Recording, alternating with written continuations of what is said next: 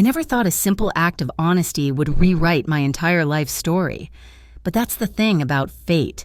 It often hinges on moments so small you'd miss them if you blinked. And Don Salvatore Belandi never blinked. The night my life changed began like 1,000 others in Brooklyn. Moonlight cast hard shadows across the cobblestones. As I locked up Harley's bar after my usual graveyard shift, my fingers were still sticky from the cranberry cocktails I'd mixed all night, and my feet ached from standing for 8 straight hours. But I couldn't afford to complain. Mom needed her heart surgery, and between bartending nights and accounting classes during the day, I was barely keeping our heads above the rising tide of medical bills. That's when I saw it, a flash of platinum against the dirty pavement. I bent down, curious, and found myself holding what looked like an antique signet ring. Even in the dim light, I could make out an elaborate crest etched into the metal. The craftsmanship was undeniable, clearly European, possibly hundreds of years old, heavy too, like it carried more than just its weight in precious metal. Finders keepers, my coworker Joey would have said, already calculating its pawn value, but something about it felt important, sacred, even. The next morning, scrolling through local news before class, I froze at the headline, "Belandi Family Heirloom Lost Substantial Reward Offered." The accompanying photo showed the very same ring now sitting on my kitchen table. The Belandis, everyone in Brooklyn knew that name, whispered it with a mixture of fear and respect. Old world power that had survived Prohibition, lived through the RICO statutes, and still commanded respect across New York's 5 boroughs. I could have mailed it anonymously, could have dropped it at their restaurant, Riva Quattro. The reward money would have paid at least 3 months of Mom's medications. But something deeper than logic pushed me toward a different decision. I'm returning it personally. I told my mother over breakfast, no reward, just doing the right thing. Rosa Moran, my fiercely protective, perpetually worried mother, nearly choked on her coffee.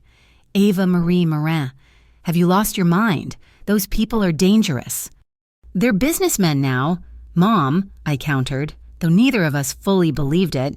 Besides, I'll return it at their restaurant. Public place, broad daylight.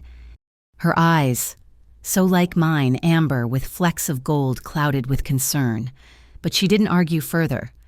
My mother had always respected my stubborn streak, probably because she'd given it to me. Little did I know, returning that ring wouldn't be the end of something, it would be the beginning of everything. Riva Quattro was Brooklyn elegance personified, all polished brass, dark wood, and crystal chandeliers that transformed the afternoon sunlight into dancing prisms across white tablecloths. I dressed carefully in my one good interview outfit, a navy pencil skirt and cream blouse that had seen better days, but still looked professional enough. The hostess, a striking woman with obsidian hair and ruby lips, looked me up and down with practiced indifference. "We're not hiring today." "I'm not here for a job," I said, straightening my shoulders. "I found something that belongs to the Belandi family. I'd like to return it personally." Her perfectly sculpted eyebrow arched. "And your name is?" "Ava Marin." The name hung in the air between us, and something indefinable shifted in her expression. For just a moment, I thought I saw recognition flicker across her face, but it disappeared so quickly I assumed I'd imagined it. "Wait here." She disappeared through a set of double doors, leaving me standing awkwardly in the reception area, clutching my purse like a lifeline.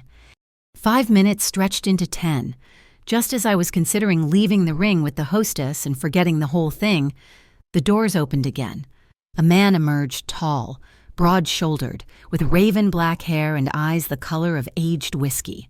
Behind him walked an older man, silver-haired and impeccably dressed in a tailored suit that probably cost more than my yearly rent. "Miss Moran," the younger man said, his voice deep and smooth as velvet. "I'm Matteo Belandi. This is my father, Don Salvatore. We understand you have something of ours." The moment felt surreal, like I'd stepped into one of those classic mob films my mother forbade me from watching growing up. I forced my voice to remain steady. "Yes, I found this last night. I opened my palm, revealing the signet ring nestled there. Outside Harley's bar in Red Hook, I recognized it from the news. Matteo reached for it, our fingers brushing momentarily. An electric current seemed to travel up my arm from that fleeting point of contact. His expression remained carefully neutral, but I didn't miss how his eyes widened slightly as he studied my face. "You could have mailed it anonymously," he observed. "The reward is substantial." "I don't want a reward," I said firmly. "I just wanted to make sure it got back to its rightful owner." That's when I noticed Don Salvatore hadn't spoken a word. He stood perfectly still, his obsidian eyes fixed on me with unnerving intensity. And yet he didn't blink not once during our entire exchange. Then, ever so slowly, his lips curved into a smile that never quite reached his eyes, a smile that seemed to contain secrets older than the building we stood in. "What happened to your hand, Miss Marin?" The Don's voice, when it finally came, was surprisingly gentle, with the faintest trace of a Sicilian accent.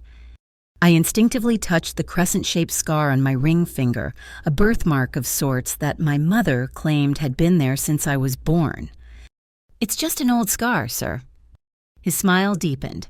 "Join us for dinner tonight, as a proper thank you." It wasn't a request, it was a command wrapped in courtesy. I couldn't possibly— 8 o'clock, Matteo interjected, his gaze now as intense as his father's.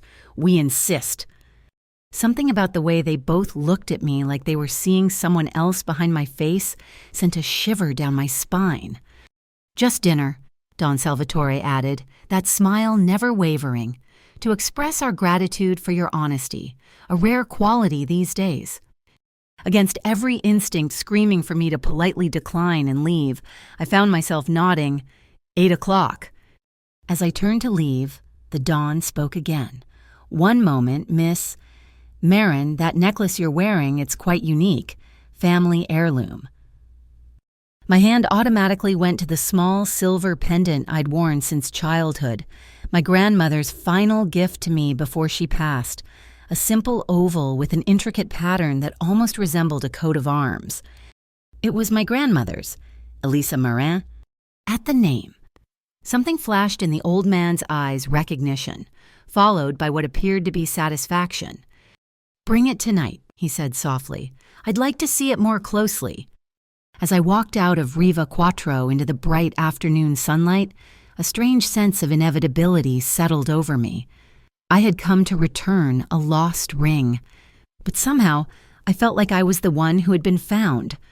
That evening, as I dressed for dinner, I called my best friend Gianna Rossi. Gianna worked in finance for one of the city's top firms, brilliant with numbers, ruthlessly logical, and fiercely protective of me since our college days. "You did what?" Her voice crackled with disbelief through my phone speaker. "Please tell me you're joking. Ava." "It's just dinner. Gia, in a public restaurant. With the Bellandis, the family that practically owns half of Brooklyn's waterfront, the family rumored to have connections going back to the original 5 families." She paused. "Do you know what you're walking into?" "I'm returning a ring, not joining the family business," I said, trying to sound more confident than I felt. "Besides, what's the worst that could happen in a crowded restaurant?" "Famous last words," Gianna muttered. "Text me every 30 minutes or I'm calling the cops." I laughed, but promised I would. As I hung up, I caught my reflection in the mirror, dark hair falling in waves past my shoulders, amber eyes wide with uncertainty, the silver pendant gleaming against my collarbone. For a fleeting moment, I saw my grandmother's face superimposed over mine, the same high cheekbones, the same determined set to the jaw. Elisa Marin had been a force of nature, raising my mother alone after my grandfather's early death, never speaking much about her own past in Sicily before immigrating to America.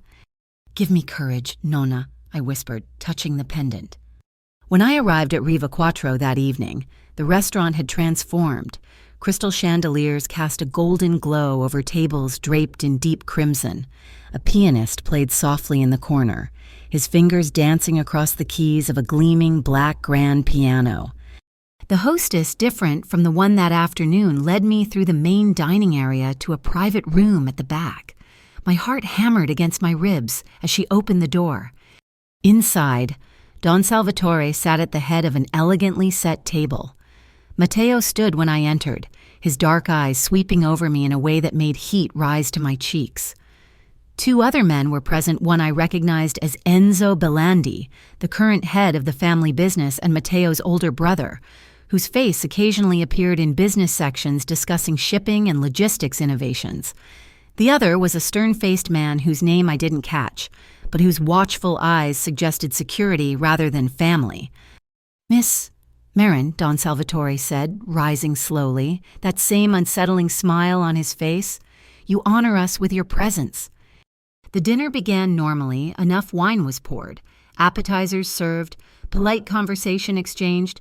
I answered their questions about my accounting studies, my bartending job, my mother, all the while. I felt like I was participating in an elaborate dance whose steps I hadn't been taught. It was during the main course, a perfectly prepared osso buco that melted on the tongue, that Don Salvatore finally steered the conversation where he clearly intended it to go all along. "Tell me about your grandmother, Elisa Morin," he said, setting down his fork with deliberate care. "She came from Sicily, yes." "Yes," I confirmed, surprised. "From Palermo, I believe. She didn't talk much about it. May I see the pendant now?" With slight hesitation, I reached behind my neck to unclasp the necklace, placing it carefully on the table between us. Don Salvatore didn't touch it. Instead, he pulled out an old, weathered photograph and laid it beside the pendant. The photograph showed a young woman startlingly similar to me standing beside a handsome young man in a military uniform. Both were smiling, their hands intertwined. The woman wore a pendant identical to mine. "Elisa Marino," he said softly, emphasizing the original Italian surname, "and Antonio Belandi, my older brother, engaged to be married in 1943 before the war took him." The room seemed to tilt beneath me. "I don't understand. Your grandmother wasn't just from Sicily. Miss Marin, she was a Marino, one of the oldest allied families to the Belandi line. When Antonio died, she fled to America. Heartbroken, changed her name slightly, and started anew. But the covenant between our families was never forgotten, just suspended." Enzo shifted uncomfortably in his seat, but Matteo leaned forward, his gaze never leaving my face. "The ring you returned," Don Salvatore continued, "isn't just any family heirloom. It's a key of sorts designed to open something only when held by both bloodlines, a Belandi and a Marino." My mouth had gone dry. "This is crazy. I'm just a bartender who found your ring." "The scar on your finger," Matteo said quietly. "It's not a scar. It's a genetic marker that appears in the female line of the Marino family, exactly where the signet ring would sit." I wanted to laugh it off, to thank them for dinner and leave, but deep inside, pieces were clicking together, my grandmother's reluctance to speak of the past. The old Italian lullabies she sang that weren't quite standard Italian. My mother's insistence on keeping our family small and unnoticed. "Keep the pendant close," Don Salvatore said, his smile finally fading into something more serious. "And remember what I tell you now, don't remove the ring from your memory."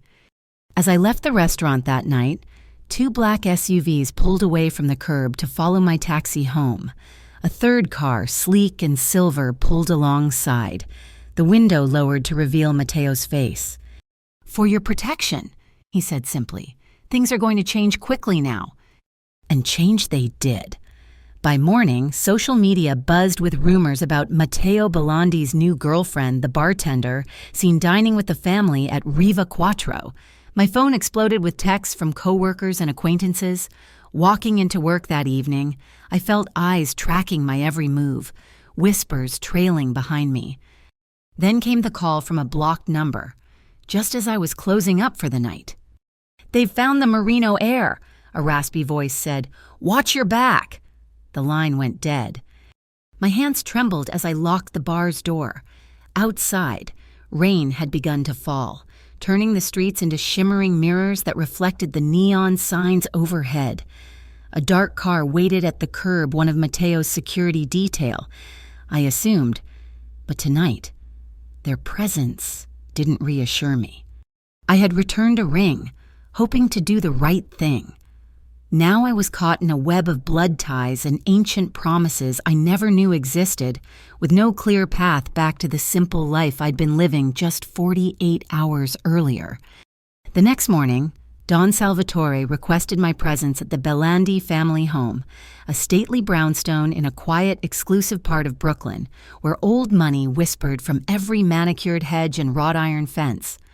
In a wood-paneled study that smelled of leather and aged bourbon, he laid out documents I never knew existed, photographs of my grandmother in Sicily, letters between her and Antonio, and most shocking of all, a detailed family tree showing the Marino bloodline directly connected to mine. "We had your DNA tested, but," he said matter-of-factly, sliding a paper toward me, "from the glass you drank from at dinner, a formality. Really, the scar was confirmation enough." I should have been outraged at the invasion of privacy, but shock had numbed me to anything but the facts unfolding before me. "The ring you returned is called l'anello del patto, the covenant ring. It doesn't just belong to the Bellandis. It's a joint key, created during Prohibition when our families formed an alliance. It opens a vault containing something called il libro dei termini, what you might call a ledger." "What kind of ledger?" I asked, finding my voice. "A record of crimes." Don Salvatore's smile returned, enigmatic as ever. "Not crimes, child, terms, agreements, the true foundation of power between our families and the communities we protected." Protected. The euphemism wasn't lost on me. Why show me all this now? Why not approach my mother years ago, or my grandmother? Times change, the old ways. Many of them needed to end. But some traditions carry wisdom we still need. His eyes, sharp despite his age, fixed on mine. There are people who would prefer the Marino line remain lost to history. Already they move against us, thinking we are weakened by the discovery. A chill ran down my spine. The call I received. He nodded. Nico Rizzo. He controls the rival faction seeking to monopolize the automated port systems. Your emergence complicates his plans. "I don't want any part of this," I said, standing abruptly. "I have a life responsibilities. My mother needs heart surgery we can't afford. I have student loans, an accounting degree to finish. I can't be caught up in whatever this is." "Your mother's surgery has been arranged." Matteo's voice came from the doorway. I hadn't heard him enter. "At our private medical facility, the best cardiac surgeon in the Northeast." "I don't want your charity." "It isn't charity," Don Salvatore said softly. "It's family." I left the Bellandi home with my head spinning, torn between gratitude for my mother's care and fear of the strings attached. When I returned to our small apartment in Red Hook, I found Rosa sitting at the kitchen table, a strange expression on her face. "There was a woman here," she said, her voice uncharacteristically small. "A detective, Mara Quinn from Major Crimes. She said the Bellandis are under investigation money laundering through the Port Authority. She asked if you found anything irregular during your accounting internship at the Port Workers Training Fund last year." I sank into a chair across from her. "Mom, what's happening?" Her hands, always steady despite her condition, trembled as she reached for mine. "I never told you everything about your grandmother, about our family." "You knew about the Marinos, about all of this?" "Not everything. Enough to know we needed to stay away from that world. Your grandmother escaped. It changed our name just enough to blend in, to become Americans without the past defining us." She squeezed my hand, but blood has a way of finding its course, like water. That night, I couldn't sleep. I pulled out my old internship files from the Port Workers Fund, reviewing balance sheets and requisition forms I'd helped process.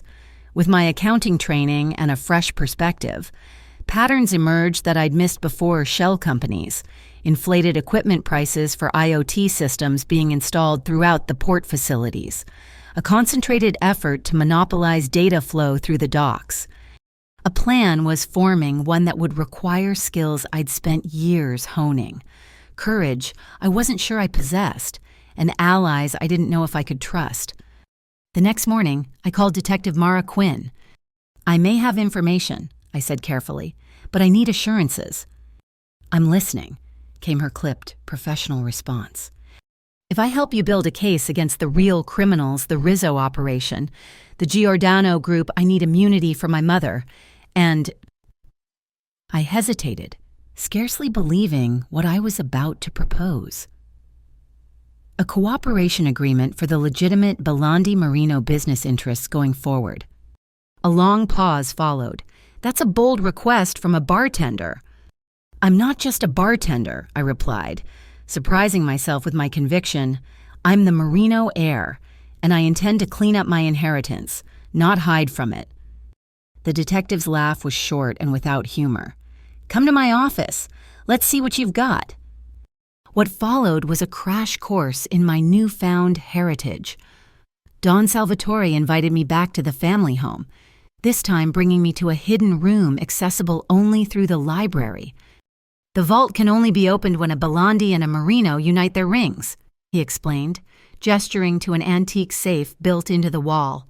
"For generations, we've preserved the ledger, waiting for the day when our bloodlines would reconnect." Matteo stepped forward, the signet ring gleaming on his finger. He extended his hand toward me, his eyes intense but unreadable. "My father believes this is our destiny," he said quietly. "I'm not sure what I believe yet, but I know we need to see what's inside." I hesitated only briefly before placing my hand over his, our fingers intertwined, the rings touching. A soft click emanated from the safe, and the heavy door swung open. Inside lay not the black book of crimes I had feared, but a leather-bound ledger filled with handwritten terms, agreements between the families and the communities they oversaw, labor contracts that ensured fair wages for dock workers, protection agreements for small businesses, clear boundaries for criminal activities that kept violence away from residential areas, and most surprisingly, codes of honor that forbade the involvement of children or innocent bystanders in any dispute. "This isn't what I expected," I admitted, turning the yellowed pages carefully. "The true power of our families was never in violence." Don Salvatore said, "That was just the enforcement arm. Real power came from order, from systems that worked for everyone, even if the methods sometimes operated outside conventional law." Matteo studied my face as I absorbed this information. "You're thinking like an accountant now, seeing the patterns." I nodded slowly. "These agreements, they're basically a blueprint for legitimization. If updated for modern compliance standards, tatsisi." "Exactly," Don Salvatore said, that enigmatic smile returning. "But Enzo disagrees. He believes power requires fear, that we cannot survive the transition to full legitimacy without losing our teeth." The old man turned to leave, but paused at the doorway. "Show me the teeth of light, child," he said cryptically, before disappearing down the hallway. Left alone with Matteo, the air between us changed, charged with unspoken possibilities. "Why did you really come to return the ring?" he asked suddenly. "The truth." I considered my answer carefully, because some things deserve to be where they belong, with their rightful owners. "And now that you know where you belong—" His question hung between us, loaded with implications I wasn't ready to address. "I don't know where I belong yet," I answered honestly. "But I know where I don't belong in a world where power comes from fear rather than mutual benefit." He stepped closer, close enough that I could smell his cologne notes of sandalwood and something uniquely his own. "And if you had to choose between your newfound heritage and me, I choose the law," I said firmly, despite the flutter in my chest at his proximity. "If you stand with the law, I'll stand with you." Something shifted in his expression, respect mingled with something warmer, more dangerous. For a breathless moment, I thought he might kiss me. Instead, He stepped back, professional once more. "We should prepare for the sit-down. Rizzo and the Giordano Group will be there, along with union representatives and city officials. Your financial insights will be crucial." I nodded, ignoring the irrational disappointment that washed through me. "I'll be ready." The days that followed were a whirlwind of preparation. I worked with Gianna, now brought into the fold as a financial advisor, to analyze the port operations and create a legitimate restructuring plan based on the principles in the ancient ledger. Detective Quinn provided legal guidance on what would constitute admissible evidence against the Rizzo operation while allowing the Bellandi Marino interests to transition cleanly. All the while, pressure mounted from outside.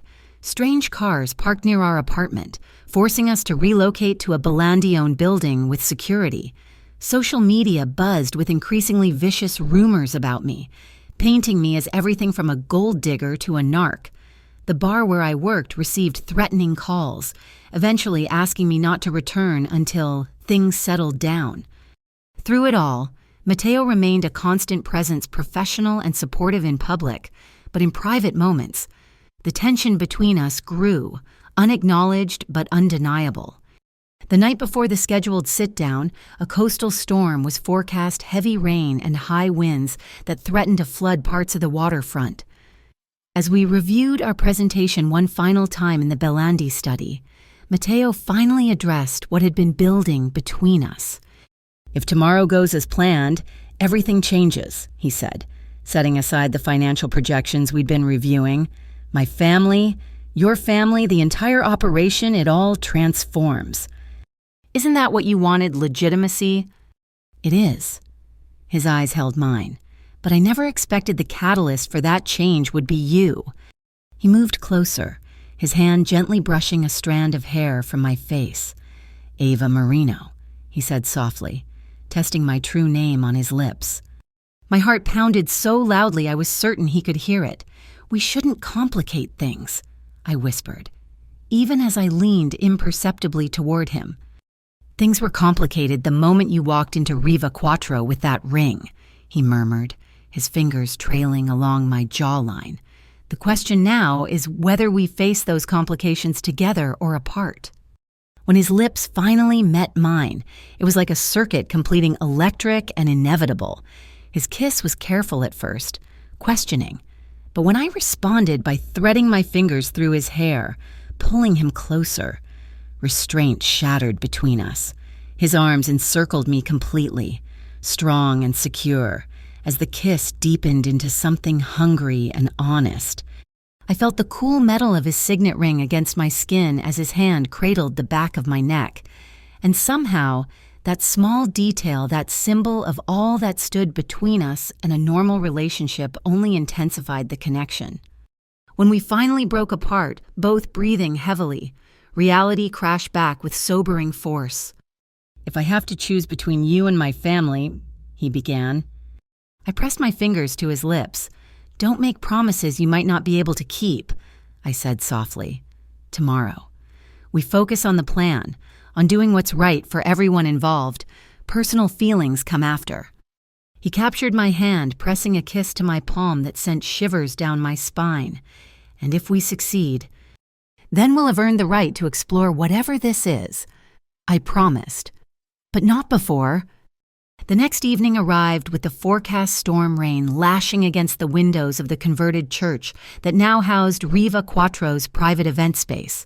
Union representatives, city officials, and members of both the legitimate business community and the more shadowy elements of Brooklyn's power structure filed in, shaking rain from coats and exchanging tense greetings.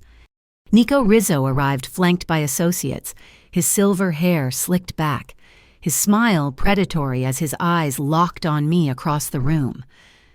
Beside him walked representatives from the Giordano Group, all tailored suits in cold efficiency.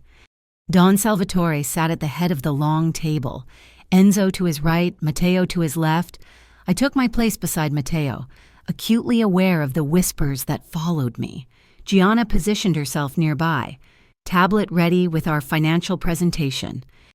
"We gathered tonight to discuss the future of Brooklyn's port operations," Don Salvatore began, his voice carrying effortlessly through the room despite its softness, and to address certain irregularities that have come to light. Rizzo's smile never wavered. Always dramatic, "Salvatore, we're here to discuss business, not listen to accusations."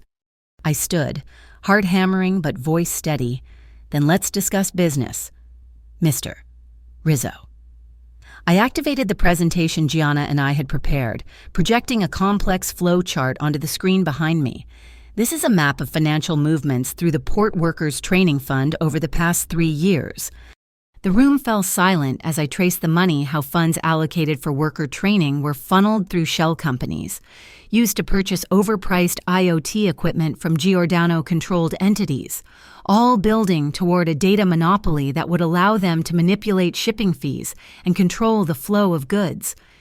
According to the original terms established in this, I pulled out the ancient ledger, now updated with modern annotations. The port was meant to operate on principles of fair access and mutual benefit. What we're seeing instead is a systematic effort to establish a technological stranglehold. I was just getting to the most damning evidence when the lights went out. The room plunged into darkness, broken only by the blue glow of emergency exit signs and the occasional flash of lightning through the high windows. Shouts of confusion erupted, followed by the unmistakable sound of glass breaking. "Everyone stay calm." Matteo's voice cut through the chaos, but I could already hear movement, people rushing toward the exits, chairs toppling. Someone grabbed my arm, not Matteo. The grip was wrong and began pulling me toward the side door. I resisted, twisting away, only to hear Enzo's voice, "This way for your protection." Something felt wrong. In the brief flashes of lightning, I caught glimpses of Enzo's face, not concerned but calculating. Behind us, I heard Don Salvatore's voice, eerily calm, directing security personnel with quiet authority from the darkness. Making a split-second decision, I broke free from Enzo's grip and ran instead toward the kitchen area. As a former employee in the service industry, I knew something most patrons didn't. Commercial kitchens always have separate emergency power systems for refrigeration units and essential equipment. I found the breaker box exactly where expected, pulling the emergency light switch. Instantly, the industrial kitchen flooded with harsh fluorescent light. Grabbing a small UV light used for verifying cash from my bag, a bartender's tool of trade. I turned to see Enzo entering the kitchen with a man I recognized as one of Matteo's personal security team. "Ava, this is reckless. We need to get you to safety," Enzo insisted, reaching for me again. I backed away. "Something's not right. Why separate me from Matteo, from the evidence?" The security guard stepped forward, his hand moving inside his jacket. As he did, I noticed something on his sleeve, a faint glow under my UV light. It was the mark I'd been testing on receipts at the bar, using special ink, a precaution I'd taken when I first suspected someone was monitoring my research. "He's compromised," I said sharply, pointing the UV light directly at the telltale mark. "He's working for Rizzo." Enzo's expression shifted from false concern to cold calculation in an instant. "Smart girl. Too smart for your own good." The guard drew his weapon, but before he could aim, the kitchen door burst open. Matteo charged in, followed by 2 loyal security men. The ensuing confrontation was brief but violent, Matteo disarming the traitor with a precise strike that spoke of years of training beneath the polished business exterior. "Father is securing the main room," Matteo said tightly, his eyes locked on Enzo with naked betrayal. "You were taking her to Rizzo, weren't you?" Enzo's face contorted with bitterness. "She's destroying everything we built, turning us into corporate puppets, bound by regulations and oversight committees. Without teeth, we're nothing." Outside the kitchen, we could hear sirens approaching, Detective Quinn arriving with backup, right on schedule despite the power outage. "Take him." Matteo ordered his men, indicating his brother with a pained expression. Turning to me, his eyes softened. "Are you hurt?" "No," I assured him, handing him the ledger I'd managed to keep clutched to my chest throughout the chaos. "We need to get this back to the main room. The evidence—" The doors burst open again, this time admitting Detective Quinn and uniformed officers. NYPD, everyone freeze. In the confusion that followed, 3 of Rizzo's gunmen were arrested, but Rizzo himself had slipped away in the chaos. The power returned, flooding the room with light as backup generators finally kicked in. I stood in the center of the kitchen, the ledger open on a steel prep table, addressing the remaining attendees who had cautiously filtered in from the main dining room. "This isn't about revenge or power," I said, my voice stronger than I felt. "It's about restoring what was meant to be fair terms, mutual benefit, operations conducted in the open rather than the shadows." I pointed to the signet ring now prominently displayed on my finger.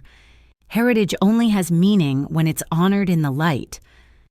Don Salvatore appeared beside me, that enigmatic smile playing at his lips. "You've shown them the Marino way," he said softly.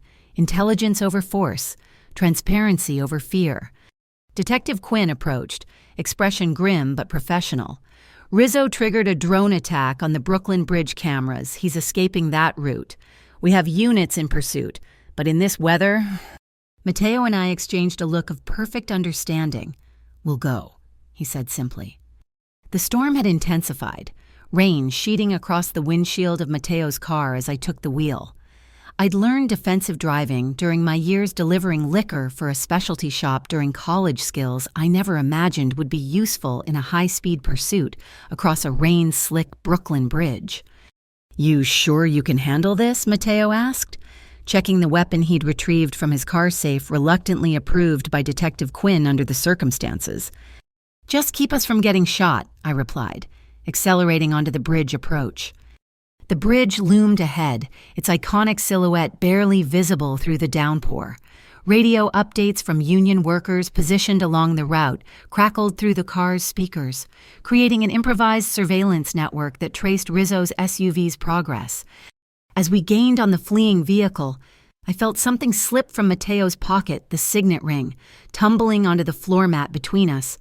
Without thinking, I snatched it up and slid it onto my own finger alongside the one I already wore, a public declaration of my Marino heritage and my commitment to this path. Matteo noticed, his eyes widening briefly before a small smile touched his lips. "You sure about that?"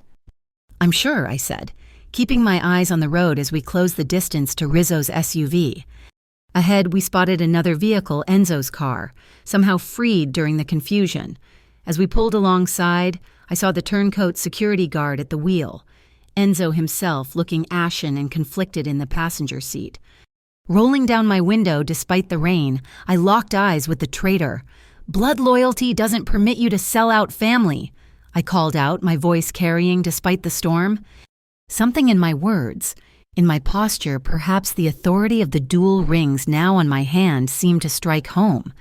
The security guard hesitated, his resolve visibly wavering. Matteo seized the moment, coordinating with his loyal men in a vehicle behind us.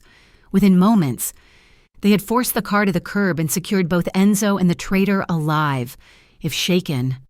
Pushing onward through the storm, we finally caught sight of Rizzo's SUV, its headlights cutting through the rain as it swerved dangerously on the slick pavement. The construction lights along the bridge suddenly changed pattern, the union workers following through on their promise to help, temporarily blinding Rizzo's driver.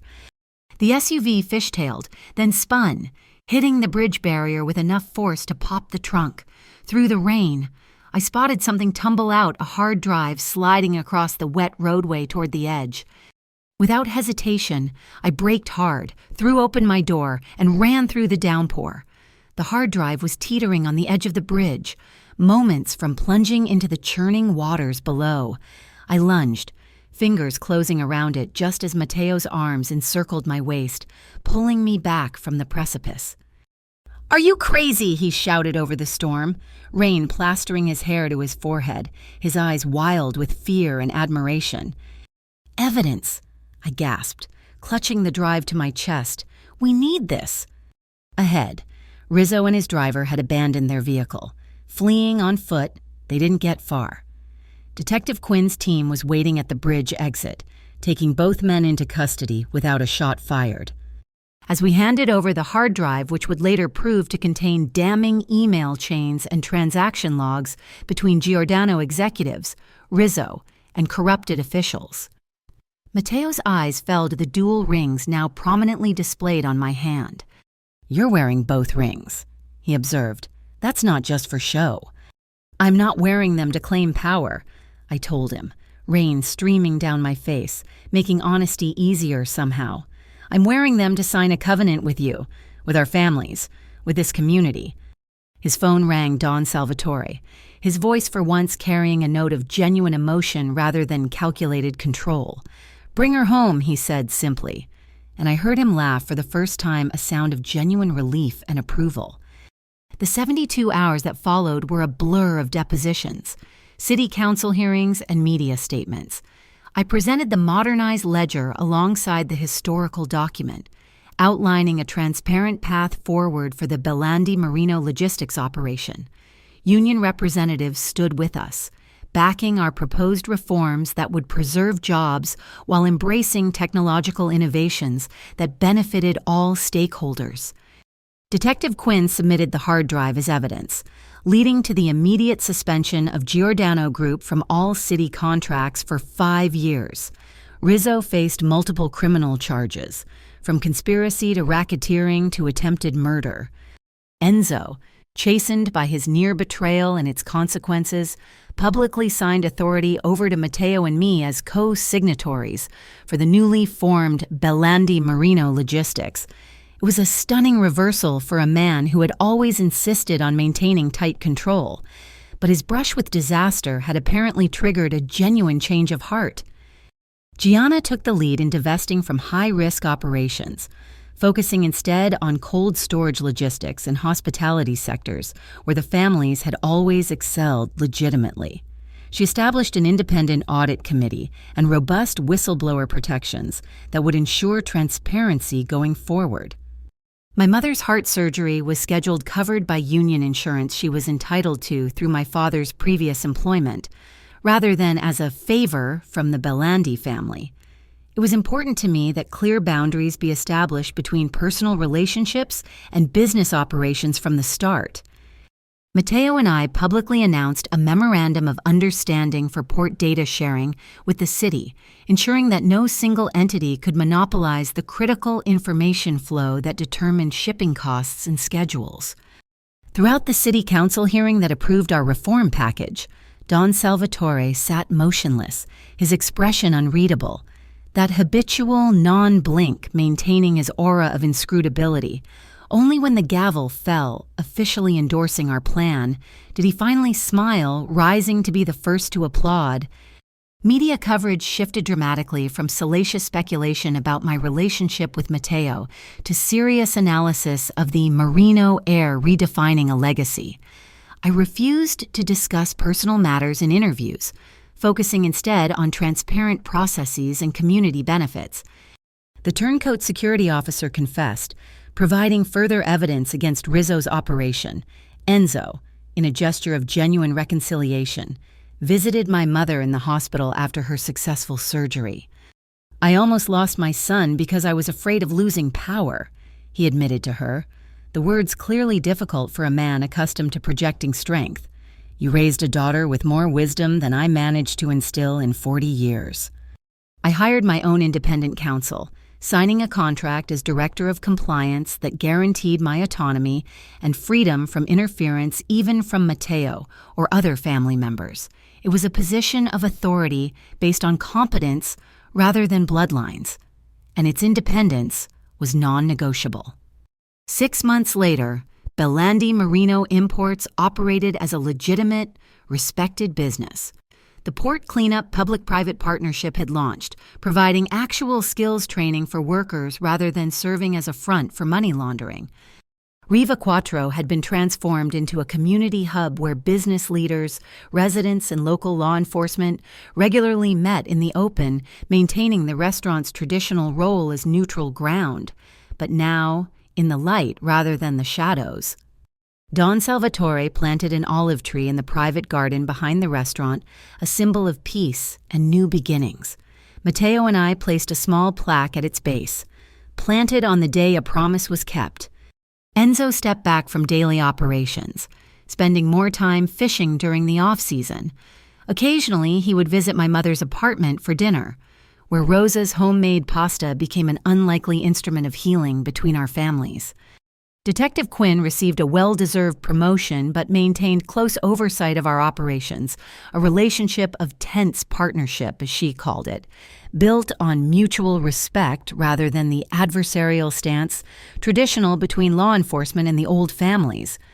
On a crisp autumn morning, I brought both my grandmother's pendant and the dual signet rings to a master engraver's workshop in Palermo, completing a pilgrimage of healing that felt necessary to truly embrace this new chapter. The ancient workshop, with its tools and techniques unchanged for centuries, represented the best of tradition, craftsmanship, and care passed through generations. As the elderly craftsman carefully restored the subtle scratches on both heirlooms, Matteo knelt beside my chair, taking my hand in his. "This ring once intimidated people," he said softly, his thumb tracing the emblem now gleaming on my finger. "I want it, from today forward, to sign only agreements made in the light." The question in his eyes was unmistakable. My answer came without hesitation. "Yes." His kiss tasted of metal and machine oil from the workshop, an honest, unsentimental reminder of the world we were building together, one balanced between respect for tradition and commitment to progress. The old engraver chuckled approvingly in the background. "Finally," he said in Italian, "the right hands." Our final evening in Sicily was spent at a long table in a small family restaurant in Palermo's old quarter. Don Salvatore sat at the head, his smile now genuinely warm rather than cryptically testing. Around us, members of both families raised glasses in a toast to a future none of us could have imagined the night I found a lost ring on a Brooklyn sidewalk. It wasn't a fairy tale ending. Our happiness would require ongoing vigilance, transparency, and the courage to continually choose right over easy. But watching the candlelight reflect off the dual rings on our hands, I knew we had found something precious, a way to honor the past while refusing to be imprisoned by it. A love tempered by principles rather than sentimentality, and a legacy redeemed not through forgetting but through transforming. The covenant between Belandi and Marino had been restored not as it was, but as it should be. And that, I realized as Matteo's fingers intertwined with mine beneath the table, was a promise worth keeping.